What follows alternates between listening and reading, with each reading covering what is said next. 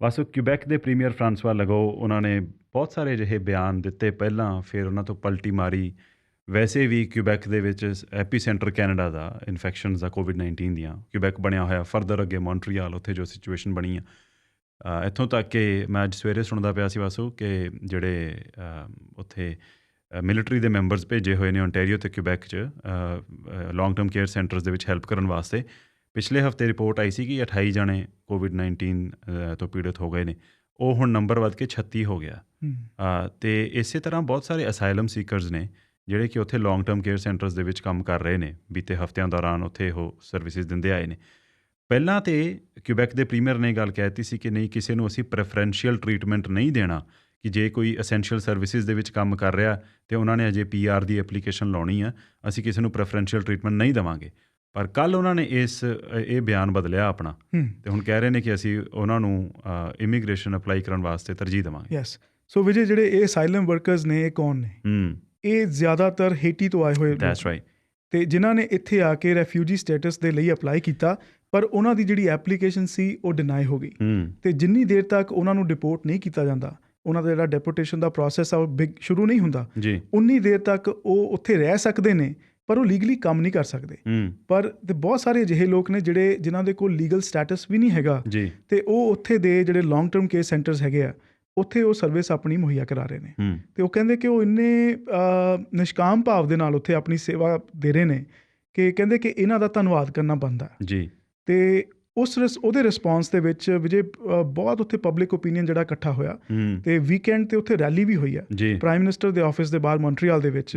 ਉੱਥੇ ਸਮਰਥਕਾਂ ਨੇ ਆ ਕੇ ਰੈਲੀ ਕੀਤੀ, ਕਿਉਂਕਿ ਟਰੂਡੋ ਦੀ ਜਿਹੜੀ ਆਪਣੀ ਰਾਈਡਿੰਗ ਹੈ ਉਹ ਮਾਊਂਟ ਪੈਪਨੂ ਕਿਊਬੈਕ ਦੇ ਵਿੱਚ ਹੀ ਹੈ, ਜਿੱਥੋਂ ਕਿ ਜਿਹਨੂੰ ਰਿਪਰੈਜ਼ੈਂਟ ਕਰਦੇ ਨੇ। ਅਤੇ ਹੁਣ ਅਸੀਂ ਜਾਣਦੇ ਹਾਂ ਕਿ ਕਿਊਬੈਕ ਦਾ ਆਪਣਾ ਇਮੀਗ੍ਰੇਸ਼ਨ ਸਿਸਟਮ ਹੈ, ਪਰ ਜਿਹੜੇ ਰੈਫਿਊਜੀ ਕਲੇਮਸ ਹੈਗੇ ਆ, ਇਹ ਫਾਈਨਲੀ ਫੈਡਰਲ ਸਰਕਾਰ ਵੱਲੋਂ ਉੱਥੋਂ ਪ੍ਰੋਸੈਸ ਹੁੰਦੇ ਨੇ। ਉੱਥੋਂ ਅਪਰੂਵ ਹੋਣੇ ਜਾ ਕੇ। ਅਤੇ ਇਸ ਕਰਕੇ ਹੁਣ ਕਿਊਬੈਕ ਦੀ ਸਰਕਾਰ, ਦੇਖੋ ਪਹਿਲਾਂ ਤਾਂ ਇਹਨਾਂ ਨੇ ਵੈਸੇ ਜਿਹੜਾ ਰੈਫਿਊਜੀ ਨਹੀਂ, ਇਮੀਗ੍ਰੇਸ਼ਨ ਜਿਹੜੇ ਲੈਵਲਸ ਨੇ ਓਵਰਆਲ ਇਹਨਾਂ ਨੇ ਘਟਾਏ ਨੇ। ਇਹਨਾਂ ਦੀ ਪੋਲਿਸੀ ਹੈ ਕਿ ਇਮੀਗ੍ਰੇਸ਼ਨ ਨੂੰ ਨਹੀਂ ਤਰਜੀਹ ਦੇਣੀ, ਜਿਹੜੇ ਲੋਕਲ ਉੱਥੇ ਵਰਕਰਸ ਹੈਗੇ ਆ ਉਹਨਾਂ ਨੂੰ ਤਰਜੀਹ ਦੇਣੀ ਹੈ। ਬਸ ਉਹ ਕਿਊਬੈਕ ਨੇ ਈਵਨ ਕੁਝ ਦਿਨ ਪਹਿਲਾਂ ਉਹਨਾਂ ਦਾ ਇਨਵੈਸਟਰ ਵਾਲਾ ਪ੍ਰੋਗਰਾਮ ਸੀ, ਜਿਹੜੇ ਲੋਕੀ ਆ ਕੇ ਪੈਸੇ ਇਨਵੈਸਟ ਕਰਦੇ ਸੀ ਬੇਸਿਕਲੀ ਫॉर ਰਿਚ ਪੀਪਲ, ਇਹਨਾਂ ਨੇ ਉਹ ਵੀ ਕੈਂਸਲ ਕੀਤਾ, ਹਾਲੇ ਉਹਨੂੰ ਹੋਲਡ 'ਤੇ ਪਾ ਦਿੱਤਾ। ਐਗਜ਼ੈਕਟਲੀ। ਅਤੇ ਜਦੋਂ ਇਹਨਾਂ ਨੂੰ ਪਹਿਲਾਂ ਪੁੱਛਿਆ ਗਿਆ ਲਗੌਟ ਨੂੰ, ਉੱਥੇ ਦੇ ਪ੍ਰੀਮੀਅਰ, ਕਿ ਤੁਸੀਂ ਇਹਨਾਂ ਨੂੰ ਜਿਹੜੇ ਅਸਾਈਲਮ ਵਰਕਰਸ ਜਿਹੜੇ ਅਸਾਈਲਮ 'ਤੇ ਹੈਗੇ ਆ, ਇਹਨਾਂ ਨੂੰ ਤੁਸੀਂ ਕੋਈ ਸਪੈਸ਼ਲ ਪ੍ਰੈਫਰੈਂਸ਼ੀਅਲ ਟਰੀਟਮੈਂਟ ਦੋਗੇ ਕਿ ਨਹੀਂ, ਇਹਨਾਂ ਨੇ ਕੈਟੇਗੋਰਿਕਲੀ ਨਾ ਕਰ ਦਿੱਤੀ ਸੀ। ਕਹਿੰਦੇ ਕਿ ਕੋਈ ਪ੍ਰੈਫਰੈਂਸ ਨਹੀਂ ਦਿੱਤੀ ਜਾਏਗੀ। ਪਰ ਜਦੋਂ ਇਹ ਪਬਲਿਕ ਓਪੀਨੀਅਨ ਉੱਥੇ ਬਣਿਆ ਵਿਜੇ, ਮੈਂ ਬਾਰ-ਬਾਰ ਇੱਥੇ ਸਟ੍ਰੈਸ ਕਰ ਰਿਹਾ, ਉਹ ਵੀ ਮੈਂ ਦੱਸਦਾ ਕਿਉਂ। ਕਿ ਜਦੋਂ ਉੱਥੇ ਰੈਲੀ ਹੋਈ, ਜਦੋਂ ਉੱਥੇ ਲੋਕ ਇਕੱਠੇ ਹੋਏ, ਜਦੋਂ ਸਰਕਾਰ ਨੂੰ ਲੱਗਿਆ ਕਿ ਪਬਲਿਕ ਪ੍ਰੈਸ਼ਰ ਬਣ ਰਿਹਾ, ਫਿਰ ਉਹਨਾਂ ਨੇ ਜਾ ਕੇ ਕਦਮ ਚੱਕਿਆ। ਅਤੇ ਇਹ ਵੀ ਕਦਮ ਇੱਕ, ਮੈਂ ਕਹੂੰਗਾ ਕਿ ਇਹਦੇ ਵਿੱਚ ਵੀ ਥੋੜ੍ਹੀ ਜਿਹੀ ਪੋਲੀਟਿਕਸ ਹੈਗੀ ਆ, ਕਿਉਂਕਿ ਉਹਨਾਂ ਨੇ ਕਿਹਾ ਕਿ ਫੈਡਰਲ ਸਰਕਾਰ ਦੇ ਨਾਲ ਅਸੀਂ ਗੱਲਬਾਤ ਕਰਾਂਗੇ ਇਹਦੇ ਨਾਲ। ਅਤੇ ਫੈਡਰਲ ਸਰਕਾਰ ਦੀ ਜੁਰਿਸਡਿਕਸ਼ਨ ਹੈ। ਬਸ ਜਿੱਥੇ ਦੇਖੋ ਇਹ ਗੱਲ ਹੈ ਨਾ ਕਿ ਇਹਦੇ ਹੱਕ ਦੇ ਵਿੱਚ ਰੈਲੀ ਹੋਈ, ਉੱਥੇ ਹੀ ਜਿਹੜੇ ਕੁਝ ਐਕਟੀਵਿਸਟਸ ਨੇ ਉਹਨਾਂ ਦਾ ਇਹ ਵੀ ਕਹਿਣਾ ਕਿ ਠੀਕ ਹੈ, ਆਹ ਸਾਰਾ ਕੁਝ ਕੀਤਾ ਜਾਣਾ, ਪਰ ਇਹ ਕਿਤੇ ਪ੍ਰੈਸੀਡੈਂਟ ਨਾ ਸੈੱਟ ਹੋ ਜਾਵੇ।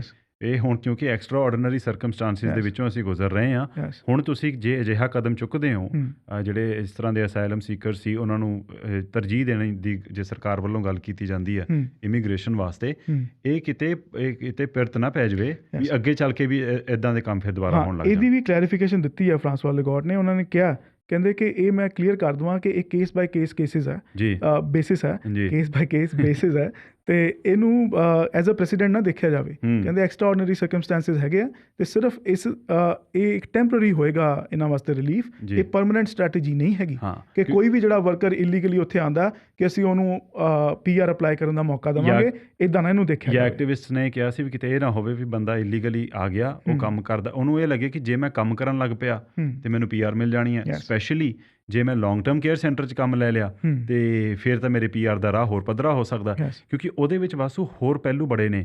ਫਿਰ ਉਸ ਹਿਸਾਬ ਨਾਲ ਐਕਸਪਲੋਇਟੇਸ਼ਨ ਦਾ ਰਾਹ ਵੀ ਖੁੱਲ੍ਹ ਸਕਦਾ। ਜਿਹੜੇ ਲੌਂਗ ਟਰਮ ਕੇਅਰ ਸੈਂਟਰਸ ਨੇ ਬਹੁਤ ਦਬਾਅ ਦੇ ਵਿੱਚ ਨੇ ਇਸ ਵੇਲੇ, ਉਹਨਾਂ 'ਤੇ ਪ੍ਰੈਸ਼ਰ ਬਹੁਤ ਆ, ਅਤੇ ਉਹਦੇ ਕਰਕੇ ਜੇ ਮੰਨ ਲਓ ਇਹੋ ਜਿਹੀ ਕੋਈ ਪ੍ਰਥਾ ਸੈੱਟ ਹੋ ਜਾਂਦੀ ਹੈ, ਪਿਰਤ ਪੈ ਜਾਂਦੀ ਆ, ਜਿਹੜੇ ਇਲੀਗਲ ਮਾਈਗਰੈਂਟਸ ਆਉਂਦੇ ਨੇ, ਜੇ ਉਹ ਲੌਂਗ ਟਰਮ ਕੇਅਰ ਸੈਂਟਰ ਦੇ ਵਿੱਚ ਕੰਮ ਕਰਨ ਨੂੰ ਤਰਜੀਹ ਦਿੰਦੇ ਨੇ, ਤਾਂ ਉੱਥੇ ਐਕਸਪਲੋਇਟੇਸ਼ਨ ਦੀ ਇੱਕ ਅਜਿਹੀ ਚੇਨ ਚੱਲ ਸਕਦੀ ਹੈ ਜਿਹਨੂੰ ਕਿ ਕਾਬੂ ਕਰਨਾ ਮੁਸ਼ਕਲ ਹੋ ਸਕਦਾ।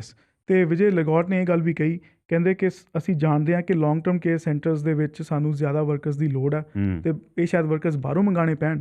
ਤੇ ਕਹਿੰਦੇ ਆਲਰੇਡੀ ਕਹਿੰਦੇ ਉੱਥੇ ਅਸਾਈਲਮ ਜਿਹੜੇ ਸੀਕਰਸ ਹੈਗੇ ਆ ਉਹ ਉੱਥੇ ਕੰਮ ਕਰ ਰਹੇ ਆ ਤੇ ਕਹਿੰਦੇ ਕਿ ਅਸੀਂ ਇਹਨਾਂ ਨੂੰ ਹੀ ਕਿਉਂ ਨਾ ਚਾਂਸ ਦਈਏ ਕਿ ਇਹ ਲੀਗਲੀ ਆਪਣਾ ਇਮੀਗ੍ਰੇਸ਼ਨ ਸਟੇਟਸ ਜਿਹੜਾ ਹੈਗਾ ਉਹ ਆਬਟੇਨ ਕਰ ਸਕਣ। ਹੁਣ ਵਿਜੇ ਗੱਲ ਕਰੀਏ ਇਹਦੇ ਨਾਲ ਜੁੜਦੀ ਗੱਲ ਇਹ ਹੈ ਕਿ ਸਾਡੇ ਬਹੁਤ ਸਾਰੇ ਕਾਲਰਸ ਦੇ ਸਾਨੂੰ ਮੈਸੇजेस ਵੀ ਆਏ ਸਾਡੇ ਲਿਸਨਰਸ ਦੇ ਤੇ ਕਾਲਸ ਵੀ ਸਾਨੂੰ ਆਉਂਦੀਆਂ ਰਹਿੰਦੀਆਂ ਨੇ ਕਿ ਜਿਹੜੇ ਇੱਥੇ BC ਦੇ ਵਿੱਚ ਟਰੱਕਰਸ ਹੈਗੇ, ਦੈਟਸ ਰਾਈਟ, ਬਹੁਤ ਸਾਰੇ ਟਰੱਕਰਸ ਜਿਹੜੇ ਇੱਥੇ ਆ ਕੇ ਵਰਕ ਪਰਮਿਟ ਤੇ ਕੰਮ ਕਰ ਰਹੇ ਨੇ ਤੇ ਉਹ ਹੁਣ ਇੱਥੇ ਪੱਕੇ ਹੋਣਾ ਚਾਹੁੰਦੇ ਆ। ਫਿਰ ਜਦੋਂ ਉਹ BC ਦੀ PNP ਦੇ ਥਰੂ ਅਪਲਾਈ ਕਰਦੇ ਨੇ, ਪੁਆਇੰਟ ਨਹੀਂ ਕਈ ਵਾਰ ਪੂਰੇ ਬਣਦੇ, ਉਹਨਾਂ ਨੂੰ ਕਿਸੇ ਦੂਜੇ ਸੂਬੇ ਜਾਣਾ ਪੈਂਦਾ। ਯੈਸ ਵਿਜੇ 19 ਮਈ ਨੂੰ ਡਰਾਅ ਨਿਕਲਿਆ ਇਹਨਾਂ ਦਾ BC PNP ਦਾ, ਸਿਰਫ 158 ਇਨਵੀਟੇਸ਼ਨਸ ਭੇਜੇ ਗਏ ਜੀ, 158 ਤੇ ਕਿਹਾ ਜਾਂਦਾ ਕਿ ਇੱਥੇ ਡਰਾਈਵਰਸ ਦੀ ਲੋੜ ਬਹੁਤ ਹੈ ਜੀ। ਤੇ ਉਹਨਾਂ ਦੇ ਵਿੱਚ ਵੀ ਜੇ ਅਸੀਂ ਗੱਲ ਕਰੀਏ ਪੁਆਇੰਟਸ ਦੀ, ਜੇ ਗੱਲ ਕਰੀਏ ਤੇ ਜਿਹੜੀ ਸਕਿਲਡ ਇਮੀਗ੍ਰੇਸ਼ਨ ਕੈਟੇਗਰੀ ਹੈ ਉਹਦੇ ਵਿੱਚ ਸਕਿਲਡ ਵਰਕਰਸ ਦੇ ਪੁਆਇੰਟ 100 ਇੰਟਰਨੈਸ਼ਨਲ ਗ੍ਰੈਜੂਏਟ ਕੈਟੇਗਰੀ ਦੇ 103 ਤੇ entry level and semi skilled worker 81 point ਨੇ। ਤੇ 81 ਪੁਆਇੰਟ ਵਿਜੇ ਮੈਂ ਕਈ ਟਰੱਕਰ ਭਰਾਵਾਂ ਨੂੰ ਜਾਣਦਾ ਪਰਸਨਲੀ, ਉਹਨਾਂ ਦੇ 81 ਪੁਆਇੰਟ ਪੂਰੇ ਨਹੀਂ ਹੁੰਦੇ ਜੀ। ਪਹਿਲਾਂ ਇਹ ਪੁਆਇੰਟਸ ਮੈਨੂੰ ਦੱਸਿਆ ਜਾ ਰਿਹਾ ਵੀ ਕਹਿੰਦੇ ਵੀ ਉਹ 72 73 74 75 ਦੇ ਨੇੜੇ ਤੇੜੇ ਹੁੰਦੇ ਸੀ ਤੇ ਇਹ ਵਾਲੇ BC PNP ਉਹ ਕੱਟ ਆਫ ਹੁਣ ਵੱਧ ਗਿਆ, ਉਹ ਕੱਟ ਆਫ ਹੁਣ ਕਹਿੰਦੇ 80 ਤੋਂ ਉੱਪਰ ਚਲੇ ਗਿਆ ਤੇ ਕਹਿੰਦੇ ਸਾਡੇ ਪੁਆਇੰਟਸ ਪੂਰੇ ਨਹੀਂ ਹੁੰਦੇ। ਸੋ ਹੁਣ ਇੱਥੇ ਗੱਲ ਇਹ ਚੱਲਦੀ ਪਈ ਹੈ ਵੀ ਜਿਵੇਂ ਕਿਊਬੈਕ ਦੇ ਵਿੱਚ ਆਹ ਗੱਲ ਹੋਈ, ਦੇਖੋ ਇੱਥੇ ਲੌਂਗ ਟਰਮ ਕੇਅਰ ਸੈਂਟਰਸ ਆਲ ਅਕ੍ਰੋਸ ਕੈਨੇਡਾ ਸਥਿਤੀ ਬਹੁਤ ਗੰਭੀਰ ਰਹੀ। 80% ਮੌਤਾਂ ਜਿਹੜੀਆਂ ਕੈਨੇਡਾ 'ਚ ਦਰਜ ਕੀਤੀਆਂ ਗਈਆਂ ਨੇ ਉਹ ਲੌਂਗ ਟਰਮ ਕੇਅਰ ਸੈਂਟਰਸ ਦੇ ਵਿੱਚ ਹੋਈਆਂ ਨੇ। ਤੇ ਇੱਥੇ ਸਾਰਾ ਸਪਲਾਈ ਸਿਸਟਮ ਨੂੰ, ਸਪਲਾਈ ਚੇਨ ਨੂੰ ਚਲਾਉਣ ਦੇ ਵਾਸਤੇ ਟਰੱਕਰਸ ਨੇ ਬਹੁਤ ਅਹਿਮ ਭੂਮਿਕਾ ਨਿਭਾਈ ਹੈ। ਜਾਂ ਜਿਹੜੇ ਵੀ ਕੋਈ ਹੋਰ ਵਿਅਕਤੀ ਜਿਹੜੇ ਬਿਲਕੁਲ ਡਾਇਰੈਕਟਲੀ ਬਿਮਾਰ ਲੋਕਾਂ ਦੇ ਨਾਲ ਕੰਮ ਕਰ ਰਹੇ ਸੀ, ਉਹਨਾਂ ਦਾ ਬਹੁਤ ਯੋਗਦਾਨ ਹੈ ਟਰੱਕਰਸ ਦਾ, ਇਸ ਕਰਕੇ ਕਿਉਂਕਿ ਸਪੈਸ਼ਲੀ ਬਾਰਡਰ ਕ੍ਰਾਸ ਕਰਕੇ ਜਦੋਂ ਹੋਰ ਸਾਰਿਆਂ ਵਾਸਤੇ ਤੁਸੀਂ ਉਹ ਬਾਰਡਰ ਬੰਦ ਕੀਤਾ ਹੋਇਆ ਕਿਉਂਕਿ ਉੱਧਰ ਇਨਫੈਕਸ਼ਨ ਦੀ ਦਰ ਜ਼ਿਆਦਾ ਹੈ, ਹੁਣ ਉਹ ਉੱਥੇ ਜਾ ਰਹੇ ਨੇ, ਉੱਧਰੋਂ ਸਮਾਨ ਲੈ ਕੇ ਆ ਰਹੇ ਨੇ, ਦੇयर ਇਜ਼ ਗ੍ਰੇਟਰ ਰਿਸਕ, ਇਹਦੇ 'ਚ ਕੋਈ ਸ਼ੱਕ ਨਹੀਂ। ਹੁਣ ਕੀ ਜਿਹੜੇ ਉਹ ਵਰਕ ਪਰਮਿਟ 'ਤੇ ਇੱਥੇ ਟਰੱਕ ਚਲਾ ਰਹੇ ਨੇ, ਜਿਵੇਂ ਤੁਸੀਂ ਆ ਕੱਟ ਆਫ ਦੇ ਪੁਆਇੰਟਸ ਦੀ ਗੱਲ ਕੀਤੀ, ਕੀ ਉਹਨਾਂ ਨੂੰ ਕੋਈ ਸਪੈਸ਼ਲ ਕੰਸੀਡਰੇਸ਼ਨ ਦਿੱਤੀ ਜਾਣੀ ਚਾਹੀਦੀ ਹੈ? ਆਈ ਥਿੰਕ ਇਹਦੇ ਵਿੱਚ ਕੋਈ ਹਰਜ ਨਹੀਂ ਹੋਏਗਾ। ਯੈਸ, ਤੇ ਵਿਜੇ ਹੁਣ ਤੁਸੀਂ ਇਹ ਦੇਖੋ ਕਿ ਲੌਂਗ ਟਰਮ ਕੇਅਰ ਸੈਂਟਰਸ ਦੇ ਵਿੱਚ ਪ੍ਰੋਬਲਮ ਸਾਹਮਣੇ ਨਜ਼ਰ ਆਈ ਤਾਂ ਸਰਕਾਰ ਰਿਸਪੌਂਡ ਕਰ ਰਹੀ ਹੈ ਜੀ।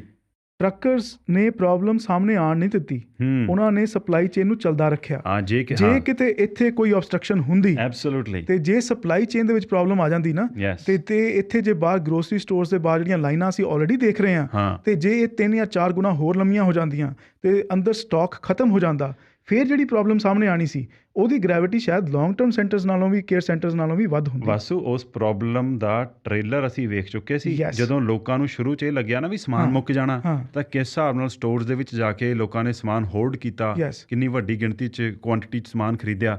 ਈਵਨ ਪੋਲੀਟੀਸ਼ੀਅਨਸ ਨੂੰ, ਪ੍ਰੀਮੀਅਰ ਨੂੰ, ਪ੍ਰਾਈਮ ਮਿਨਿਸਟਰ ਨੂੰ, ਹੋਰ ਜਿਹੜੇ ਅਹੁਦੇਦਾਰ ਨੇ, ਉਹਨਾਂ ਨੂੰ ਇਹ ਬੇਨਤੀ ਕਰਨੀ ਪਈ, ਤਾਕੀਦ ਬਾਰ-ਬਾਰ ਕਰਨੀ ਪਈ, ਭਾਈ ਸਮਾਨ ਨਹੀਂ ਥੋੜ੍ਹਨ ਲੱਗਾ, ਇੱਦਾਂ ਸਟੋਰਸ ਦੇ ਵਿੱਚ ਜਾ ਕੇ ਖਰੀਦੋ ਫਰੋਖਤ, ਇੰਨੇ ਸਮਾਨ ਹੋਲਡ ਨਾ ਕਰੋ। ਹੁਣ ਉਹਦਾ ਟ੍ਰੇਲਰ ਸੀ। ਜੇ ਕਿਤੇ ਮੰਨ ਲਓ ਜੇ ਟਰੱਕਰਸ ਵੱਲੋਂ ਵੀ ਇਸ ਤਰ੍ਹਾਂ ਦਾ ਕੋਈ ਆਪਣੇ ਕੰਮਕਾਜ ਦੇ ਵਿੱਚ ਕੋਈ ਢਿੱਲ-ਮੱਸ ਕਰ ਲਿੱਤੀ ਜਾਂਦੀ, ਜਾਂ ਕਹਿੰਦੇ ਕਿ ਸਾਡੇ ਵਾਸਤੇ ਖਤਰਾ, ਅਸੀਂ ਨਹੀਂ ਜੀ ਕੰਮ ਕਰਦੇ ਜਦ ਤੱਕ ਸਾਨੂੰ ਆਹ ਬੈਨੀਫਿਟ ਨਹੀਂ ਮਿਲਦੇ, ਤਾਂ ਜਿਹੜਾ ਉਹ ਸਿਚੁਏਸ਼ਨ ਬਣੀ ਸੀ ਉਹ ਹੋਰ ਬੱਤਰ ਹੋ ਸਕਦੀ ਸੀ। ਜੇ ਇਹ ਟ੍ਰੇਲਰ ਸੀਗਾ ਤੇ ਜੇ ਫਿਲਮ ਦੇਖਣੀ ਪੈਂਦੀ ਨਾ ਤੇ ਉਹ ਹਾਰਰ ਫਿਲਮ ਹੋਣੀ ਸੀ, ਡਰਾਵਣੀ ਫਿਲਮ ਹੋਣੀ ਸੀ। ਸਹੀ ਗੱਲ ਆ, ਸੋ ਰਾਈਟ।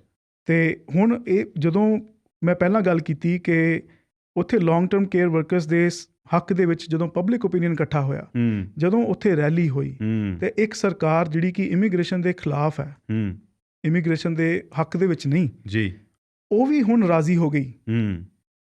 ਤੇ ਇੱਥੇ ਦੀ ਸਰਕਾਰ ਜਿਹੜੀ ਆਲਰੇਡੀ ਇਮੀਗ੍ਰੇਸ਼ਨ ਨੂੰ ਸਪੋਰਟ ਕਰਦੀ ਹੈ ਤੇ ਉਹ ਟਰੱਕਰਸ ਦੀ ਜਿਹੜੀ ਵੈਲਿਊ ਹੈ ਉਹਨੂੰ ਵੀ ਸਮਝਦੀ ਹੈ, ਤੇ ਜੇ ਇੱਥੇ ਪਬਲਿਕ ਓਪੀਨੀਅਨ ਇਕੱਠਾ ਹੋਵੇ ਉਹਨਾਂ ਦੇ ਹੱਕ ਦੇ ਵਿੱਚ, ਤੇ ਆਈ ਐਮ ਸ਼ੋਰ ਕਿ ਉਹਨਾਂ ਦੀ ਵੀ ਗੱਲ ਸੁਣੀ ਜਾ ਸਕਦੀ ਹੈ। Plus Vasu, on top of that ਇਹ ਵੀ ਨਾ ਭੁੱਲਿਆ ਜਾਵੇ ਕਿ ਜੇ ਅਸੀਂ ਨਾ ਗੁੱਝੇ ਤੌਰ 'ਤੇ ਗੱਲ ਕਰੀਏ, ਓਪਨ ਸੀਕਰੇਟਸ ਕਈ ਨੇ ਇੰਡਸਟਰੀ ਦੇ ਵਿੱਚ, ਐਂਡ ਮੈਨੂੰ ਕੋਈ ਗੁਰੇਜ਼ ਨਹੀਂ ਇਹ ਗੱਲ ਕਹਿਣ 'ਚ, ਬਹੁਤ ਸਾਰੇ ਟਰੱਕਰਸ, ਮਿਹਨਤਕਸ਼ ਬੰਦੇ ਜਿਹੜੇ ਕਿ ਐਕਸਪਲੋਇਟ ਵੀ ਹੋ ਰਹੇ ਨੇ ਆਪੋ ਆਪਣੀਆਂ ਜੌਬਸ 'ਤੇ।